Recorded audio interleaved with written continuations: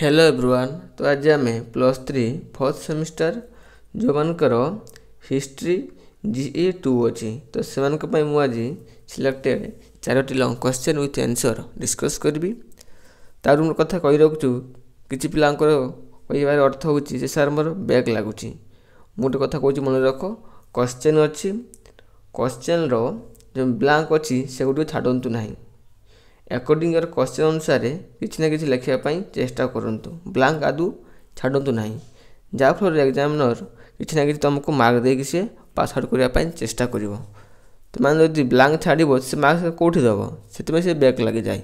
Blanc छाड़ू ना question related किसी ना कि लिखुँ एक कथा मन रखुँ। तापर एग्जाम चाहती पे केमती पास आउट हो जाती जेहतु आम ग्रेजुएसन करे बैक लगे बहुत नेगेटिव असर पड़ो से चाहती समस्ते पास करते। ब्लांक छाड़ू ना किसी ना कि लिखुँ। तो बेस किसी मुझे कहबी मो description history G2 playlist link अच्छी भिडियोटी को देखी दिंतु और व्हाट्सएप ग्रुप जॉइन जातु जहाँफल आपने वीडियो गुड़िक पाइपर। तो प्रथम क्वेश्चन कौन आसुच्ची चिरस्थायी बंदोबस्तर कुफल विषय आलोचना कर। Discuss the drawbacks of permanent सेटलमेंटर कुफल। मुद्रार दुई पार्श्व भली चिरस्थायी बंदोबस्त इंग्रेज मान द्वारा प्रचलित होता जदिओ सामयिक भाव से समय किसी सुफल मिलूला तत्सहित चिरस्थायी बंदोबस्त खराब फल रही। आउ कौन से गुड़िक हूँ कृषक मान स्वार्थ को उपेक्षा करवा ना चिरस्थायी बंदोबस्त कृषक मान स्वार्थ को उपेक्षा करते जमीदार मानक जमीदार मालिकाना स्वत्व प्रदान कर इंग्रेज मैंने कृषक मान स्वार्थ को उपेक्षा करते फल कृषक मैंने इंग्रेज मान असंतुष्ट होते। आउ कौन करते ना जमीदार मानकर क्षमता को से वृद्धि कराइथिले। यह नीति फल जमीदार मानकर क्षमता वृद्धि पाइथिला सेमाने क्रमशः स्वैच्छाचारी होगाकू लगिले।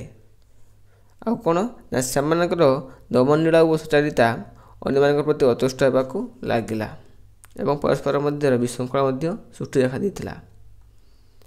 कृषक माने जमीदार अनुग्रह होगले।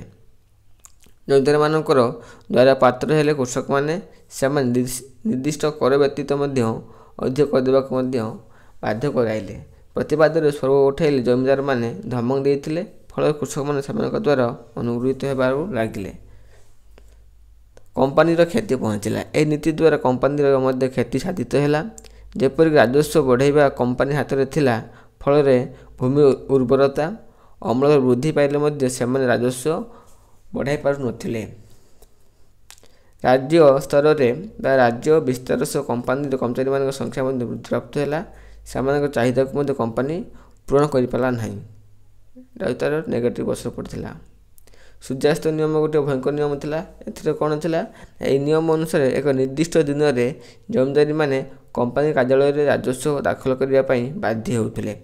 ठीक समय अर्थ पैठ न कले बहु जमीदारी निज जमी मालिकाना सत्व हराइले फल क्रमशः बंदोबस्त अप्रिय हो पड़ा। विलास जमीदार गोष्ठीर उद्भव होता। जमीदार माने नीति द्वारा विलास व्यसन मजी रहिले प्रचुर अर्थ अधिकारी होते लोकों स्वार्थ प्रति दृष्टि देले नहीं। सेमाने सहर अवस्थान करने को लगिले। अतिवाहित विलास व्यवस्था सजन रहा फल उशृंखल वृद्धि पाइला एवं भारतीय समाज अपघटक होगाकू लगिला। जातीयता मूल कुठाघात होता। यह प्रथा जातीयतावादर मूल कुठाघात होता। जमीदारी माने ब्रिटिश सरकार कफिलता होगा फल देशात्मबद्ध हो रहिले ना से देशपाई दुर्नीति डाकी आनले। 1857 सिपाही विद्रोह जमीदार माने इंग्रेज मान सपक्ष विद्रोह दमन पर इंग्रेज सरकार सहायता करथिला। चिरस्थायी बंदोबस्त वास्तव क्षेत्र में एक समाजलित पदक्षेप थिला। मात्र चिरस्थायी न हो किछि वर्ष पर्यंत से बलवत्तर रहा भल होता। कंपानीर आवश्यकता अनुसार राजस्व प्रदान करने दिगरे असमर्थ होता सहायक है। समयक्रम कौन है ना भारत अर्थनीति परिस्थिति को विपर्यस्त दिगरे प्रमुख भूमिका ग्रहण करथिला। ओके देन मु नेक्स्ट क्वेश्चन जीवी ना घुमसुर कंद विद्रोह विषय एक बरणी रेख। यहाँ 2 मार्किया क्वेश्चन भी हो पार 3 मार्किया क्वेश्चन भी हो पार। तेणु प्रथम कही रखी ब्लांक स्पेस छाड़ ना क्वेश्चन रिलेटेड किसी ना किसी लिखापी चेष्टा कर जहाँफल एग्जाम किसी मार्क देकी आपको पास करने चेष्टा कर ब्लांक छाड़ू ना। क्वेश्चन कौन आसुची तो give a notes about the rebellion of Khonds at Ghumsur. तो भारत इंग्रेज शासन प्रतिष्ठा 1757 पलहा युद्ध ठार आरंभ होता। यह युद्ध इंग्रेज मान को केवल वाणिज्य व्यवसाय नुह बरं साम्राज्य विस्तार करने साहाय्य करथिला। निजर बुद्धि और चतुरता बल इंग्रेज मैंने कौन कले ना भारत शासन करने को लगिले। फल इंग्रेज शासन समाज प्रति बड़ लोक मैंने विद्वेष मनोभाव प्रति पोषण होता। चाषी मानक छाड़देले प्रकृत में शांता मानक आदिवासी मैंने विद्रोह बिगुल हो पड़े। सरल निरीह आदिवासी मानक इंग्रेज मैंने कर्मचारी जमींदार और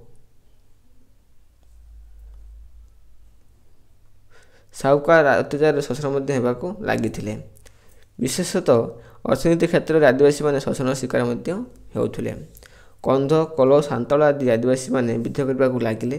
से कंध मानक विद्रोह था ओडिशार आरंभ होता। कंध विद्रोह कौटी ना ओडिशा रे। कंध आदिवासी मैंने ओडिया श्रीकाकुलम विशाखापट्टनम जिला आंध्र प्रदेश बास करते। कूर नाम जना जाऊला। शक्तिशाली कंध विद्रोह 1846 रु 1855 ओडिशा चली रही। चकरा विश्वी से विद्रोहर नेता थिले। कलाहांडी पाटना आदि स्थान में आरंभ ए विद्रोह आरंभ होता।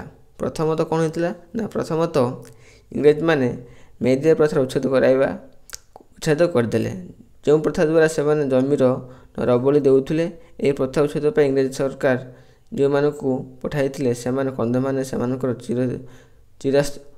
चिराचरित अशोषित जपरिक टांगिया धनुष खंडाई द्वारा प्रतिरोध करते। द्वितीय कौन होता ना द्वितीय इंग्रेज सरकार द्वारा कंध मान अधिक कर बसागला। से जो जंगल जात द्रव्य संग्रह करते और जंगल सफा कर चाष करते करदेवा पड़ा। तृतीयतः साहूकार और जमींदार मैंने सरल कंध मान जीवन में नक्की करदे साहूकार मैंने अधिक सुविधा हासिल करते। तेणु बेसी मुझे किसी डिस्क्राइब करनी फेटी लंग हो। चतुर्थ कौन होता ना फोर्थ होता घुमसूर बंधु शासक इंग्रेज मानक बंधु नथिले। से जंगल जा कंध मानक साहाय्य नेउथिले। कनक्लूजन कौन आसू ना विशेषतः धनंजय भंज मृत्यु पर 1835 मसीह राजवंश वृद्धि कर दिगला। राजवंश को रद्द कर दिगला मैंने बंद कर दिगला। जहाँफल कंध विद्रोह हताहत घटी घटना भंज परिवार सदस्य मैंने कंध नेतार द्वाराविषय साहाय्य लड़ी। कंध विद्रोह द्वाराविषय नेतृत्व आरंभ होता 1835 मसीह। चकरा विषय को इंग्रेज सरकार धरने चेष्टा कला एवं विद्रोह को चापेवा चेष्टा करते। किंतु चकरा विषय विद्रोह चालू रखिते। यह विद्रोहर शबर मानक सामिल करते। से जाए हो ना अनेक चेष्टा सत्वे इंग्रेज मैंने चकरा विषय को धरी पार नथिले। चकरा विषय संपर्क में अधिक तथ्य मिल पारा ना। ऐतिहासिक मैंने मत दिखती 1857 विद्रोह बेल को मृत्यु हो सारी। मृत्यु पर्यंत से इंग्रेज मान हाथ धरा दे नथिले। विद्रोह संग्राम करिया छाड़ी नथिले किए ना चकरा विषय। नेक्स्ट क्वेश्चन कौन आसु 3 नंबर क्वेश्चन ना उडुंक सनंदर सुफल और कुफल विषय डिस्क्राइब करो। Discuss the merit and demerits of Wood's dispatch. ना वुड्स सनंद भारतीय शिक्षा क्षेत्र में एक विप्लव आनी देता। यही विवरणी भारतीय शिक्षा और इंग्राजी शिक्षार प्रचलन रास्ता परिष्कार करथिला। उडुंक ए विवरणी अनेक कुफल देता। प्रथमतः कौन सरकार ब्रिटिश सरकार यही सनंद माध्यम अनुभव कले जे भारत में जनसाधारण शिक्षार उन्नति आने दायित्व एवं कर्तव्य। से इंग्रेज सरकार पार्लियामेंट माध्यम प्रथम करी भारतीय शिक्षा नीति प्रणयन करथिले। द्वितीयतः उडुंक सनंद लॉर्ड मार्केल निम्नलिखित परिसंपन्न तत्व को मूल्यहीन बोली विवेचना करथिले। तृतीय कौन ना भारतीय व्यक्तिगत उद्यम शिक्षानुष्ठान मान खोलिया उत्साहित होता। उडुंक सनंद अनुदान व्यवस्था लागू होता भारतीय शिक्षा प्रसार अनेक चेष्टित करथिले। फोर्थ कौन ना शिक्षा विभाग श्रृंखलित होता। शिक्षा अधिकारी मान शिक्षा प्रति ध्यान और शिक्षा मानकर କର୍ତ୍ତବ୍ୟ ପ୍ରେରଣା ଭାରତୀୟ ଶିକ୍ଷାର ମଧ୍ୟ ଗୁରୁତ୍ୱ ବଢ଼ାଇଥିଲେ। ପଞ୍ଚମରେ କ'ଣ ହେଇଥିଲା? ଏହି ସନନ୍ଦର ବୈଷୟିକ ଶିକ୍ଷାର ମଧ୍ୟ ଗୁରୁତ୍ୱ ଦିଆଯାଇଥିଲା। ଫଳରେ ବେକାର ଦୂରୀକରଣ ହେବା ସହ ଭାରତୀୟ କୁଟୀର ଶିଳ୍ପ ମଧ୍ୟ ବିକାଶ ଘଟିଥିଲା। ଷଷ୍ଠରେ କ'ଣ ହେଇଥିଲା? ନା ଶିକ୍ଷା ପ୍ରତି ଗୁରୁତ୍ୱ ଦେଉଥିବା ନାରୀମାନେ ଶିକ୍ଷା ପାଇଁ ଆଗ୍ରହ ହୋଇଥିଲେ, ଯାହାଫଳରେ ସେମାନେ ନାରୀ ଜାଗରଣ ପ୍ରୋତ୍ସାହିତ ହେଉଥିଲେ। ଶେଷରେ କ'ଣ ହେଇଥିଲା? ଶେଷରେ ମେଧାବୀ ଛାତ୍ରମାନେ ପ୍ରୋତ୍ସାହିତ ହେବା ପାଇଁ ବୃତ୍ତିଦାନ ବ୍ୟବସ୍ଥା ଛାତ୍ରମାନଙ୍କୁ ଶିକ୍ଷା ପ୍ରତି ଆଗ୍ରହ ସୃଷ୍ଟି କରାଯାଇଥିଲା। ଉର୍ଦ୍ଦୁ ସନନ୍ଦରେ ସୁଫଳ ମଧ୍ୟ ସେପରି ଅନେକ ଦୋଷ ତ୍ରୁଟି ମଧ୍ୟ ରହିଥିଲା। ଏହି ସନନ୍ଦରେ ମଧ୍ୟ ଧର୍ମ କ୍ଷେତ୍ରରେ ନିରପେକ୍ଷତା ଗୁରୁତ୍ୱ ଦିଆଯାଇଥିଲା ମଧ୍ୟ ବାସ୍ତବ କ୍ଷେତ୍ରରେ ଏହା କାର୍ଯ୍ୟକାରୀ ହୋଇନଥିଲା। ବାଇବେଲ ରଖାଯିବା ବ୍ୟବସ୍ଥାକୁ କଡ଼ାକଡ଼ି କରାଯାଇଥିଲା। ଖ୍ରୀଷ୍ଟ ଧର୍ମର ପ୍ରଚାର ପାଇଁ ଭାରତର କ୍ଷେତ୍ର ମଧ୍ୟ ପ୍ରସ୍ତୁତ ହୋଇଥିଲା। ଦ୍ୱିତୀୟତଃ ପରୀକ୍ଷା ଉପରେ ଗୁରୁତ୍ୱ ଦିଆଯିବା ଫଳରେ ଛାତ୍ରମାନେ ପରୀକ୍ଷାରେ ଉତ୍ତୀର୍ଣ୍ଣ ହେବା ଲକ୍ଷ୍ୟରେ ଅନେକ ନିର୍ଦ୍ଦିଷ୍ଟ ବିଷୟ ପ୍ରତି ଧ୍ୟାନ ଦେଇଥିଲେ। ଫଳରେ ଅନ୍ୟାନ୍ୟ ବିଷୟଗୁଡ଼ିକର ଅବହେଳା ପ୍ରଦର୍ଶନ ହେଲା। ଫଳରେ ଶିକ୍ଷାର ପ୍ରକୃତ ଭାଷାକୁ ଛାତ୍ରମାନେ ଉପଲବ୍ଧି କରିପାରିଲେ ନାହିଁ। ତୃତୀୟରେ କ'ଣ? ନା ବିଶେଷତଃ ଇଂରାଜୀ ଭାଷା ଶିକ୍ଷାଦାନ ହେତୁ ଭାରତୀୟମାନେ ସରକାରୀ ଚାକିରିରେ ନିଯୁକ୍ତି ପାଇଁ ପାରିଲେ। ଜୀବିକା ପାଇଁ ଚାକିରି ଉଦ୍ଦେଶ୍ୟରେ ଇଂରାଜୀ ଶିକ୍ଷା ପାଇଁ ଆଗ୍ରହୀ ହେଲେ। ଭାରତରେ ପାରମ୍ପରିକ ଶିକ୍ଷାଧାରା ଅବହେଳିତ ହେବା ଏବଂ ଅଧିକ ପରିମାଣରେ ମଧ୍ୟ ଇଂରାଜୀ ସ୍କୁଲ ଖୋଲାଗଲା। ଚତୁର୍ଥରେ କ'ଣ ହେଇଥିଲା? ନା ସରକାରୀ ଶିକ୍ଷା ପ୍ରତ୍ୟେକ ନିୟନ୍ତ୍ରଣ ରହିଲା। ଫଳରେ ଶିକ୍ଷାଧାରାର ପରିମାର୍ଜନ ଓ ସମ୍ପ୍ରସାରଣ ମଧ୍ୟ କ୍ଷୁଣ୍ଣ ହେବାକୁ ଲାଗିଥିଲା। ପାଶ୍ଚାତ୍ୟ ଶିକ୍ଷା ପ୍ରସାର ଭାରତୀୟ ସମାଜ ଓ ଚଳନ ପ୍ରତି ଉଚ୍ଚଶିକ୍ଷିତ ବ୍ୟକ୍ତିମାନେ ବିତୃଷ୍ଣ ଭାବ ଜାଗ୍ରତ ହେଲା। ଭାରତୀୟ ବିଜ୍ଞାନ ଜ୍ଞାନ ଓ ସାହିତ୍ୟକୁ ଶିକ୍ଷିତ ଭାରତୀୟମାନେ ୟୁରୋପୀୟ ଜ୍ଞାନ ଆଗରେ ତୁଟ ବୋଲି ପ୍ରମାଣିତ ହେଲେ। ଫଳରେ ଭାରତୀୟ ସାହିତ୍ୟ ଓ ବିଜ୍ଞାନ ଅବହେଳିତ ହେବାକୁ ଲାଗିଲା। ସୁଫଳ ଓ କୁଫଳ କନକ୍ଲୁଜନ ଉଭୟ ଥାଇ ମଧ୍ୟ ଉର୍ଦ୍ଦୁ ସନନ୍ଦ ଭାରତୀୟ ଶିକ୍ଷା କ୍ଷେତ୍ରରେ ଅନେକ ଦିଗାନ୍ତ ଉନ୍ମୋଚିତ ହୋଇଥିଲା। ଶିକ୍ଷାର ପ୍ରତ୍ୟେକ ସ୍ତରରେ ଉନ୍ନତି ପାଇଁ ପରିସର ସୃଷ୍ଟି ହୋଇଥିଲା। 1857 ବମ୍ବେ, ମାଡ୍ରାସ, କଲିକତା ଆଦି ସ୍ଥାନରେ ବିଶ୍ୱବିଦ୍ୟାଳୟମାନ ଭାରତୀୟ ଶିକ୍ଷା ପ୍ରସାର ପାଇଁ ଉପଯୁକ୍ତ ପଦକ୍ଷେପ ନେଇଥିଲେ। ଫର୍ କ୍ୱେଶ୍ଚନ୍ କ'ଣ ଆସୁଛି? ଅସହଯୋଗ ଆନ୍ଦୋଳନର ପଦକ୍ଷେପ ଏବଂ ସୁଫଳ ଗୁଡ଼ିକ ଆଲୋଚନା କର। Describe the step of non cooperation movement and its merit. Mahatma ଗାନ୍ଧୀଙ୍କର ରାଜନୀତିର ପ୍ରବେଶ ଏକ ମାଇଲସ୍ତମ୍ଭ ଭଳି ଭାରତୀୟ ଇତିହାସରେ ରାୱାତ ଆଇନ ଓ ଜାଲିଆନବାଗ ହତ୍ୟାକାଣ୍ଡ ଗାନ୍ଧୀଜୀଙ୍କୁ ବିରତ କରିଥିଲା। ଆଉ କ'ଣ? ଫଳରେ 1920 ମସିହାରେ ଆରମ୍ଭ ହୋଇଥିଲା ଅସହଯୋଗ ଆନ୍ଦୋଳନ। ପ୍ରଥମ ଥର ପାଇଁ ଭାରତ ବ୍ରିଟିଶ ଶାସନକୁ ଶକ୍ତ ଧକ୍କା ମଧ୍ୟ ଦେଇଥିଲା ଏହି ଆନ୍ଦୋଳନ। ଏହି ଆନ୍ଦୋଳନ ପଦକ୍ଷେପ ପ୍ରଥମରେ ଅସହଯୋଗ ଆନ୍ଦୋଳନ ବିଦ୍ୟାଳୟର ବର୍ଜନ ଠାରୁ ଆରମ୍ଭ କରି ଆହ୍ୱାନ ଏବଂ ଇଂରାଜୀ ଶିକ୍ଷାଗୁଡ଼ିକ ମଧ୍ୟ ବର୍ଜନ କରିବାକୁ ଲାଗିଲେ। ଭାରତୀୟ ବିଦ୍ୟାଳୟ, ମହାବିଦ୍ୟାଳୟ ଓ ବିଶ୍ୱବିଦ୍ୟାଳୟ ଭାରତର ଛାତ୍ରମାନଙ୍କୁ ପଢ଼ିବା ପାଇଁ ପ୍ରବର୍ତ୍ତାଇଥିଲା ଏବଂ ବିଦେଶୀ କାର୍ଯ୍ୟାନୁଷ୍ଠାନର ବର୍ଜନ ମାତ୍ରାରେ ହୋଇଥିଲା।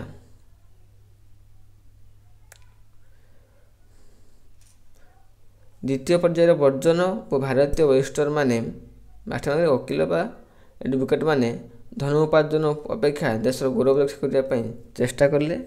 ଦେଶପ୍ରେମ ବ୍ୟାରିଷ୍ଟରମାନେ ଥିଲେ ଦେଶବନ୍ଧୁ ଚିତ୍ତରଞ୍ଜନ ଦାସ, ମୋତିଲାଲ ନେହେରୁ, ବଲ୍ଲଭଭାଇ ପଟେଲ, ରାଜେନ୍ଦ୍ର ପ୍ରସାଦ, ବିଠଲ ଭାଇ ପଟେଲ। ଏସବୁ କ'ଣ ଥିଲେ? ଏସବୁ ଦେଶପ୍ରେମୀ ବା ଦେଶକୁ ଭଲ ପାଉଥିଲେ। ତୃତୀୟରେ ଭାରତୀୟମାନଙ୍କର କୃତିତ୍ୱର ମୁଗ୍ଧ ଇଂରେଜ ସରକାର ଅନେକଙ୍କୁ ବହୁ ଉପାଧି ମଧ୍ୟ ପ୍ରଦାନ କରିଥିଲା। ଅସହଯୋଗ ଆନ୍ଦୋଳନକୁ ସମର୍ଥନ କରି ସେମାନେ ମଧ୍ୟ ଏହି ଉପାଧିକୁ ପ୍ରତ୍ୟାଖ୍ୟାନ କରିଦେଇଥିଲେ। ଗାନ୍ଧୀଜୀ ନିଜର ଉପାଧି କାଇଜର-ଇ-ହିନ୍ଦ, ସୁଭାଷ ଚନ୍ଦ୍ର ବୋଷ ନିଜର ଆଇସିଏସ୍ ଓ ରବୀନ୍ଦ୍ରନାଥ ଠାକୁର ନିଜର ନାଇଟ୍ ପଦ ଆଦି ସେମାନେ ମଧ୍ୟ ତ୍ୟାଗ କରିଥିଲେ। ବହୁ ଭାରତୀୟ କର୍ମଚାରୀ ସେମାନଙ୍କ ପଦକ୍ଷେପରୁ ଇସ୍ତଫା ମଧ୍ୟ ଦେଇଥିଲେ। ଚତୁର୍ଥରେ ବିଦେଶୀ ଦ୍ରବ୍ୟ ବର୍ଜନ ଅସହଯୋଗ ଆନ୍ଦୋଳନର ମୁଖ୍ୟ ପ୍ରଭାବ ପଡ଼ିଥିଲା ବିଦେଶୀ ଦ୍ରବ୍ୟର ବର୍ଜନ ଉପରେ। କଂଗ୍ରେସ କର୍ମଚାରୀମାନେ ଗ୍ରାମ ଗ୍ରାମ ଓ ସହର ସହର ବୁଲି ବିଦେଶୀ ଦ୍ରବ୍ୟ ବ୍ୟବହାର ନ କରିବାକୁ ପ୍ରବର୍ତ୍ତାଇଲେ। ବିଦେଶୀ ମଦ୍ୟ ବ୍ୟବହାର ନ କରିବା ଏବଂ ବିଦେଶୀ ଦ୍ରବ୍ୟ କ୍ରୟ ନ କରିବା। ଏହି ଆନ୍ଦୋଳନ ଫଳରେ ଦେଶର କିଛି ଦିନ ଭାରତୀୟ ବଜାରରେ ବିଦେଶୀ ଦ୍ରବ୍ୟର ଚାହିଦା କମିଯାଇଥିଲା। ପଞ୍ଚମରେ କ'ଣ ହେଇଥିଲା? ନା ଅସହଯୋଗ ଆନ୍ଦୋଳନ ଭାରତୀୟମାନଙ୍କ ମଧ୍ୟରେ ସ୍ୱଦେଶୀ ଦ୍ରବ୍ୟର ବ୍ୟବହାର ନିମିତ୍ତ ପ୍ରେରଣା ଯୋଗାଇ ଦେଇଥିଲା। ଚରଖା ତିଆରି ହୋଇ ସୂତା କାଟି ଲୁଗା ବୁଣିବା ବା ପିନ୍ଧିବା କାର୍ଯ୍ୟକୁ ତ୍ୱରାନ୍ୱିତ କରାଯାଇଥିଲା। ଫଳରେ ଖଦୀର ପ୍ରସାର ଘଟିଲା। ଭାରତରେ ଖଦୀର ବହୁଳ ପ୍ରସାର ହେବା ଫଳରେ ବିଦେଶୀ ମଧ୍ୟ ବସ୍ତ୍ର ଲୋକମାନଙ୍କୁ ଆଗ୍ରହ ବୃଦ୍ଧି ପାଇଥିଲା। ଅସହଯୋଗ ଆନ୍ଦୋଳନ ସମାଜର ସବୁ ବର୍ଗ, ସବୁ ଲିଙ୍ଗ, ଜାତି ଲୋକମାନଙ୍କ ଦ୍ୱାରା ଆଦୃତ ହୋଇଥିଲା। ମହିଳାମାନେ ନିଜର ଅଳଙ୍କାର ଦାନ କଲେ ତିଲ ସ୍ୱରାଜ ପାଣ୍ଠିକୁ। ଏହି ଆନ୍ଦୋଳନରେ ଭାରତୀୟମାନଙ୍କୁ ବହୁ କିଛି ସୁଫଳ ମଧ୍ୟ ମିଳିଥିଲା। ଗାନ୍ଧୀଙ୍କ ବ୍ୟକ୍ତିତ୍ୱକୁ ସମର୍ଥନ କରି ଯଦିଓ ପ୍ରଥମ ଥର ସେ ସମାଲୋଚନାର ଶିକାର ହୋଇଥିଲେ ଅସହଯୋଗ ଆନ୍ଦୋଳନ ବନ୍ଦ କରିବା ପାଇଁ, କିନ୍ତୁ ପରେ ତାଙ୍କର ଉଦ୍ଦେଶ୍ୟ ଜଣାପଡ଼ିଥିଲା। ଅସହଯୋଗ ଆନ୍ଦୋଳନ ଥିଲା ଭାରତୀୟ ସ୍ୱାଧୀନତା ସଂଗ୍ରାମର ଅନ୍ୟତମ ଆନ୍ଦୋଳନ, ମାଇଲ ସ୍ତମ୍ଭ ସଦୃଶ। ପ୍ରଥମ ଥର ପାଇଁ ସର୍ବଭାରତୀୟ ସ୍ତରରେ ଲୋକମାନେ ଜାଗରଣ ସୃଷ୍ଟି ହୋଇଥିଲା ଏବଂ ସକ୍ଷମରେ ମଧ୍ୟ କାର୍ଯ୍ୟାନୁଷ୍ଠାନ ଗ୍ରହଣ କରିଥିଲେ। ଏହି ଆନ୍ଦୋଳନ ଭାରତୀୟମାନଙ୍କୁ ସମ୍ମୁଖୀନ ହେବା ପାଇଁ ଇଂରେଜ ସରକାରଙ୍କୁ ଅନେକ କଷ୍ଟ କରିବାକୁ ପଡ଼ିଥିଲା। ଏହା ଥିଲା ଆପଣଙ୍କର ଫୋର୍ଥ ସେମିଷ୍ଟର ହିଷ୍ଟ୍ରି G2ର ସିଲେକ୍ଟେଡ୍ 11ଟି ଲଙ୍ଗ କ୍ୱେଶ୍ଚନ୍, ଯାହା ମୁଁ ଡିସ୍କସ୍ କଲି। ଭିଡ଼ିଓଟି ଲଙ୍ଗ ହେଇଯିବାରୁ ମୁଁ ବେଶୀ ଡେସ୍କ୍ରାଇବ୍ କଲି ନାହିଁ। ତ ଥ୍ୟାଙ୍କ ୟୁ ଅଲ୍।